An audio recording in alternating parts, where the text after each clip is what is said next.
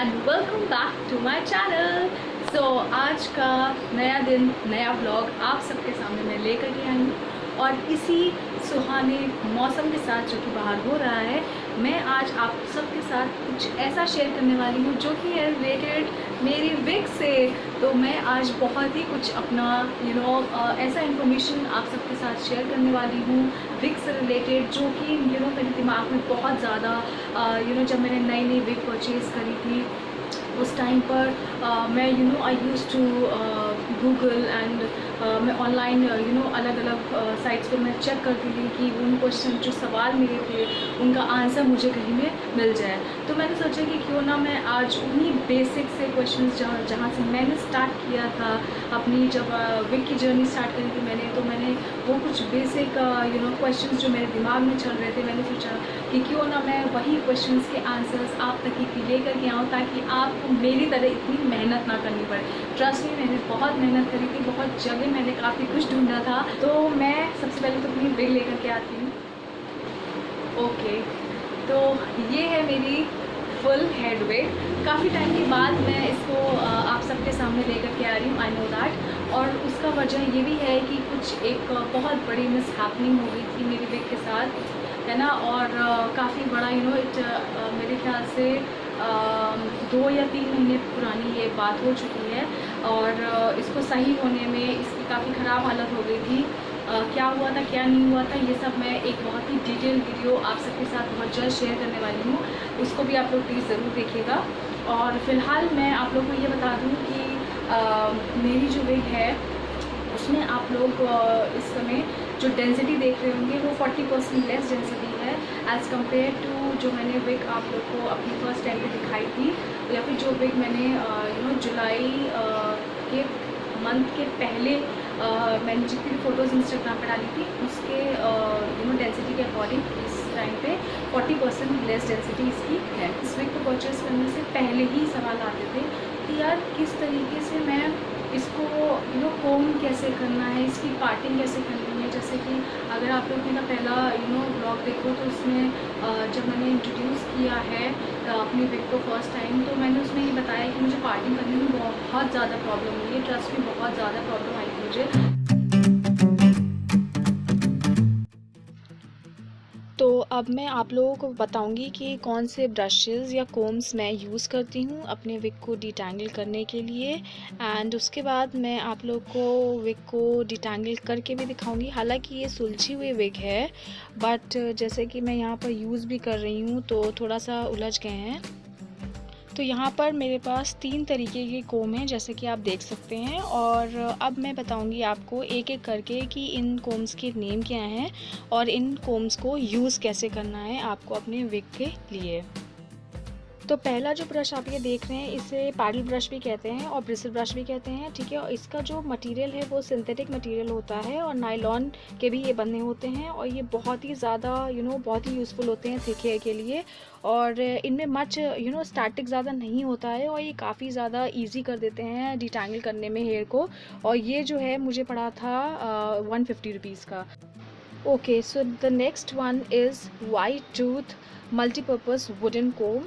Now this comb is ideal for all genders, children, women and men, and these types of combs can style both thick and thin hair effectively. Whether you want a quick fix or a consistently stylish look, the all-purpose comb is as versatile as its name implies.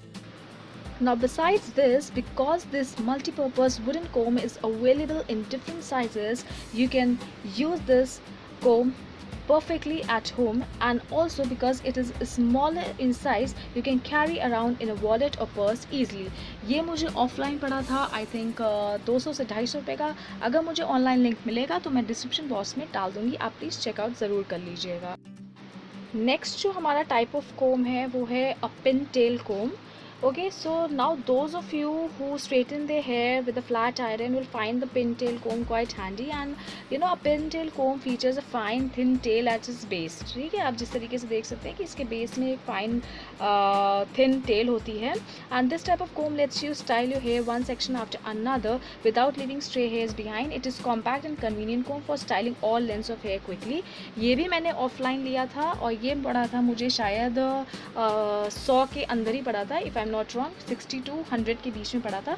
अगर online link मुझे इस com का मिलेगा तो वो भी मैं description box में पोस्ट कर दूँगी, आप लोग प्लीज़ चेकआउट कर लीजिएगा. तो ये थे 3 टाइप्स ऑफ कॉम जो मुझे बहुत ज़्यादा यूज़ पड़ते ही हैं और इन्हें मैंने परचेज़ कर लिया. बिसाइड्स दिस मैंने एक कॉम और परचेज़ किया है जो कि मैं बाद में कभी अपने दूसरे वीडियो में पोस्ट करूँगी, तब आप लोग देख लीजिएगा. तो अब मैं एक एक करके आप लोग को बताती हूँ कि ये जो ब्रश है, द पैडल ब्रश और द ब्रिसल ब्रश, और ये जो वुडन ऑल पर्पस कोम है और ये जो पिन टेल कोम है, इसका यूसेज क्या है. तो उससे पहले मैं अपनी विग लेकर के आती हूँ. तो यहाँ पर आप देख सकते हैं कि मैं अपनी जो full head human hair wig है, आप जो को जैसे कि पहले पता ही है ये बात कि मेरी जो विग है वो 100% ह्यूमन हेयर विग है. और अब मैं आप लोग को बताऊंगी कि किस तरीके से मैं अपनी विग को डिटैंगल करती हूँ. हालांकि ये सुलझी हुई विग है बट जब आप इसे वॉश करोगे, जब आप कोई भी विग को वॉश करोगे तो उसमें ऑब्वियसली जिस तरीके से हम लोग के नेचुरल जो बाल होते हैं उसमें टैंगल्स पड़ जाते हैं उस तरीके से, क्योंकि ये भी ह्यूमन हेयर है, ये सिंथेटिक हेयर्स नहीं है, तो इस वजह से इसमें भी अच्छे खासे टैंगल्स पड़ जाते हैं. तो इस वजह से आप लोग को इन ब्रशेस की ज़रूरत पड़ेगी. जब डिटैंगल करना होता है तो उसमें पिन टेल जो कोम मैंने दिखाया था उसकी कोई ज़रूरत नहीं होती है. डिटैंगल करते समय आप हमेशा वाइड जो टूथ जिस तरीके का मैं आपको दिखा रही हूँ ये कोम इस्तेमाल करेंगे, वरना आप पैडल ब्रश ही इस्तेमाल करेंगे. पैडल ब्रश से भी मैंने काफ़ी बार विग को सुलझाया है, बट यहाँ पर मैं आपको दिखा रही हूँ कि इस तरीके से आप वुडन ब्रश की मदद से, जो वाइट टूथ कोम होते हैं उनकी मदद से भी ईजिली विग को सुलझा सकते हैं. तो इस तरीके से आप देख रहे हैं कि यहाँ पर जो मेरी विग है उसको मैंने अच्छे से हैंड कर लिया है. आप भी ध्यान रखिएगा, आपके पास विग स्टैंड हो तो आप उसमें पिन भी कर सकते हैं विग को, बट मेरे पास अभी फ़िलहाल कोई विग स्टैंड एज सच नहीं है, तो इस वजह से मैंने इसको हाथ में ही लेकर रखा हुआ है. तो यहाँ पर आपको क्या करना है कि आपको कभी भी टॉप से टैंगल करना नहीं है. हमेशा ये बात याद रखिएगा, कभी भी आपको विग की जो हेयर है उसको कभी भी टॉप से डिटैंगल नहीं करना है. हमेशा आपको बॉटम से स्टार्ट करना, हमेशा टिप से स्टार्ट करना है, नीचे से स्टार्ट करना है, और वो आप डिटैंगल करते करते आप सेंटर पे आएंगे एंड उसके बाद आप आएंगे हेड की तरफ, जो हमारा मेन हेड पोर्शन होता है, क्राउन एरिया होता है, आप उस पर आएंगे. तो आप देख सकते हैं कि यहाँ पर थोड़े से बाल उलझे हुए हैं क्योंकि मैं यूज़ कर रही हूँ तो उसमें ही इतने बाल उलझ गए थे. और इस तरीके से जैसे आप धीरे धीरे आप हेयर को डिटैंगल करते चलोगे, सुलझाते हुए चलोगे, तो आप देखेंगे कि आपकी विग के जो बाल हैं वो खुल जाएंगे. जिस तरीके से जब हम शैम्पू कर लेते हैं बाल को तो किस तरीके से वो एकदम बाउंसी और वॉल्यूमिनस लगते हैं, उसी तरीके के आपके इस विग के भी बाल लगेंगे. अभी मैं आप लोग को दिखाऊंगी. तो इस तरीके से आपको क्या करना है कि आपको अपने विग को अच्छे तरीके से डिटैंगल कर लेना है. ध्यान ये रखिएगा कि ज़्यादा प्रेशर मत डालिएगा, अदरवाइज़ क्या होगा ना कि बाल जो हैं वो लूजन अप हो जाएंगे, क्योंकि ये जो बाल होते हैं ये हैंड वीवन विग होती हैं, ये मशीन से नहीं बनाया जाता है, ये जो है हाथ से बुनाई होती है एक एक बाल की. तो आप लोग प्लीज़ ध्यान रखिएगा कि कभी भी जो क्राउन एरिया है वहाँ पर ज़्यादा ज़ोर लगा करके कोम ना करें. तो अब यहाँ पर मेरे हाथ में आप देख रहे हैं कि पैडल ब्रश है, जिसको कि मैंने आपको पहले ही बताया कि इसको ब्रिसल ब्रश भी कहते हैं. तो इसको आप क्या करेंगे कि अगर आप को कुछ प्रॉब्लम हो रही है इनिशियल डेज़ में, अगर आप विग परचेज़ करेंगे तो आपको थोड़ी सी प्रॉब्लम होगी वुडन जो ब्रश है उसको यूज़ करने में, तो आपको पैडल ब्रश काफ़ी ज़्यादा कन्वीनियंट रहेगा यूज़ करना. तो इस तरीके से आपको क्या करना है, जैसे कि मैंने आपको बताया, आपको हमेशा नीचे से स्टार्ट करना है विग को सुलझाने के लिए. तो आप उसी तरीके से विग को नीचे से सुलझाते हुए सेंटर में जाएंगे और उसके बाद आप जाएंगे क्राउन एरिया में. ध्यान ये रखना है आपको, मैं बार बार रिपीट कर रही हूँ कि आपको कोम करते समय कोई भी ज़ोर नहीं लगाना है. और अगर ऐसा कुछ हो भी रहा है, जैसे कि मैं यहाँ पर देख रही हूँ कि 2-4 थोड़े से बाल निकले थे, तो ये हो जाता है, ये बहुत ही ज़्यादा नॉर्मल है, प्लीज़ पैनिक मत कीजिएगा, ठीक है। अगर आप कोम कर रहे हैं, जैसे कि हमारे हेयर लॉस होता है, हेयर फॉल होता है, उस तरीके से विग से भी बाल हेयर फॉल होता है, तो that is completely normal, please don't get panic. तो यहाँ पर मैंने अब जो तीसरा टाइप का मेरा जो कोम है वो पिन टेल कोम, वो मैंने ले लिया है। और अब मैं आप लोग को यहाँ पर बताऊँगी कि मैं विग की पार्टिंग कैसे करती हूँ। अच्छा, विग की पार्टिंग में मैं आप लोग को बता दूँ कि होता क्या है कि बहुत सारे लोग जो हैं वो विग लगाने के बाद पार्ट करते हैं। अभी मैं उस स्टेज पर नहीं आई हूँ कि मैं विग को लगाऊँ और उसके बाद उसको पार्ट करूँ। थोड़ा थोड़ा मुझसे हो जाता है, बट उतना नहीं होता है। तो मैं क्या करती हूँ कि मैं पहले ही विग को अपनी लगाने से पहले अच्छे से पार्टीशन कर लेती हूँ इस पिन टेल कोम के साथ।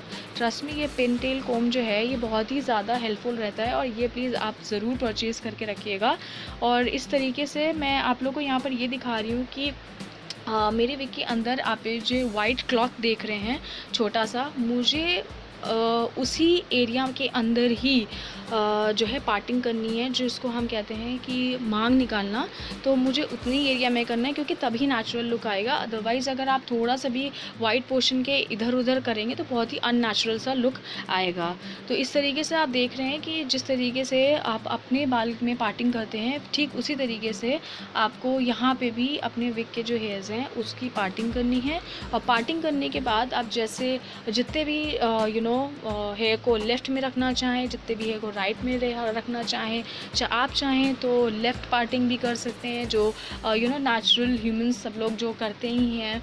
और अगर आप चाहें तो अपोजिट जो राइट हमारा पोर्शन है हेड का, आप उस तरफ से भी पार्टिंग कर सकते हैं। वो भी काफ़ी ज़्यादा अच्छा लगता है, मैंने करके देखा है, तो वो काफ़ी अच्छा लुक आता ही है। एंड अगर आप चाहें तो अगर आप पार्टी में जा रहे हैं तो आप सेंटर पार्टिंग भी कर सकते हैं। अगर आपको मांग टीका वगैरह पहनना है तो वो भी बहुत ही ईजिली इसमें हो जाती है। आप देख सकते हैं कि यहाँ पर मैंने ये साइड पार्टिंग करी है, और इसमें कितना नेचुरली ये एकदम लग रहा है मेरा हाथ, क्योंकि आप इसमें नेट लगा होता है एयर पास होने के लिए, एयर सर्कुलेशन के लिए। तो इस वजह से आप देख सकते हैं कि ये बिल्कुल नेचुरल लुक ये देता है। आप मेरा हाथ भी देख सकते हैं। तो इस तरीके से मैं अपने विग को डिटैंगल करती हूँ, पार्ट करती हूँ और पेयर करती हूँ। अपनी अगली वीडियो में मैं आप लोगों के साथ इस तरीके से और भी चीज़ें जो विग से रिलेटेड हैं, जो मैं अपनी डेली लाइफ में इसके साथ में एक्सपेरिमेंट करती रहती हूँ, मैं आप लोगों के साथ ज़रूर शेयर करूँगी। ये वीडियो आप लोगों को यूज़फुल लगी हो तो please do give a thumbs up to this video, and also don't forget to subscribe my channel if you haven't done yet. And also please do let me know in the comment section कि आपको आज का ये video मेरा कैसा लगा. Until next time, bye.